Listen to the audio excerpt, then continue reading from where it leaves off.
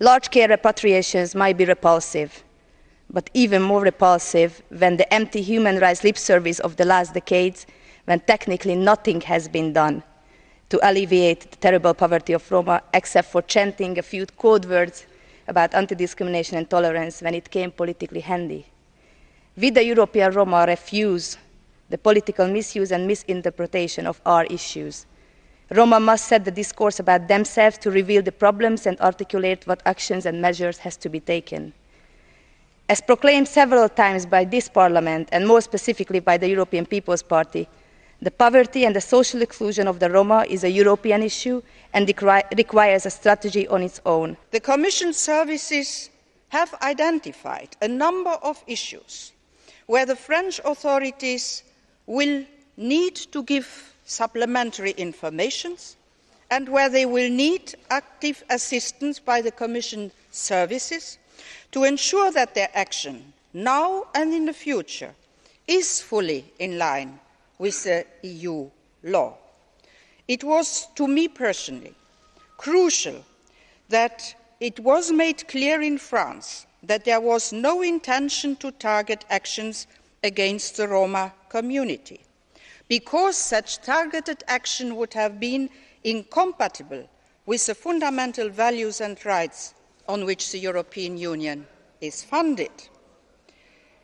It is why it was so important that Minister Eric Besson came to a meeting in Brussels with Cecilia Malmström and myself last week, and he assured us publicly that the French authorities would treat all citizens in the same way and that there was no targeted action against the Roma or any other group, and that the French authorities would do their best to act scrupulously in line with the EU law. I see this assurance given by a French minister as a very positive development.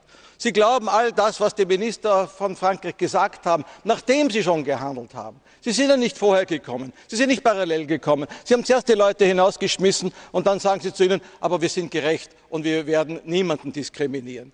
Und wenn eine Kommissarin heute sich hinstellt und das sagt, dann finde ich das auch ehrlich gesagt skandalös. Das ist nicht das, was eigentlich ihrer Gesinnung und ihrer bisherigen Aufgabe entspricht. Und daher bin ich zutiefst enttäuscht, dass Sie sich so windelweich herausschummeln wollen aus einer klaren Antwort, was diese Fragen betrifft. Cessez d'être dans ce déni de réalité, de ne pas assumer vos responsabilités. Au plus haut niveau des responsables politiques européens et français, on multiplie et on accroît l'amalgame entre Roms, criminalité, prostitution, trafic. Ce faisant, ce sont les libertés fondamentales, le projet européen lui-même qui est en question. Cohn-Bendit disait ce matin, c'est votre test, Madame Reding, c'est le test du traité de Lisbonne, c'est le test de votre utilité. Est-ce que vous allez être capable de démontrer dans cette situation que la Charte des droits fondamentaux est autre chose que du pipeau? Die Roma sind hier in Europa bei uns zu Hause. Sie sind Teil der europäischen Gemeinschaft und das soll auch so bleiben. Dafür müssen wir auch sorgen. Meine Damen und Herren, und wir kritisieren auch deshalb auch Abschiebungen von Roma aus Deutschland, aus Österreich, aus Schweden, aus Italien, aus Belgien und anderen Ländern in den Westbalkan. Wir brauchen eine europäische Gesamtstrategie, und zwar für alle Roma und nicht nur einen Teil. Dafür müssen wir streiten. Und ich sage als Letztes, die europäische Idee von Solidarität und Selbstbestimmung muss sich am Umgang mit der Roma-Minderheit beweisen, oder es gibt sie nicht. We have an internal market, which is a great success. One of the main reasons for that is that the Commission is very, very tough in enforcing the market rules.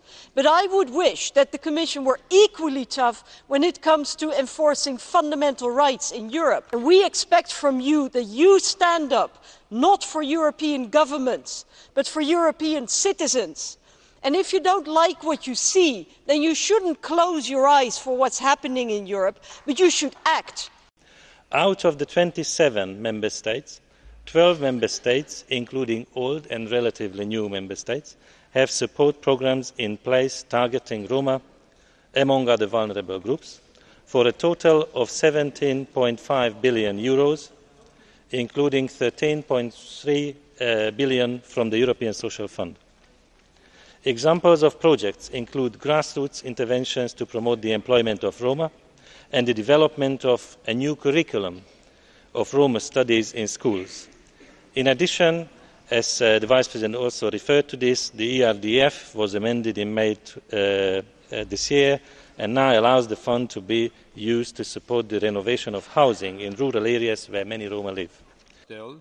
Undoubtedly, this issue requires debate, consideration and action on how we treat minority groups and how we can better integrate the Roma people, and also proportionality between the rights and the powers of national governments and the EU. However, I also believe that our Union is built on the rule of law, and whilst it is a parliamentarian's right to raise justified concerns in this debate, I would also ask us to wait until the Commission, as the guardian of the treaties, actually does make a formal ruling on this issue.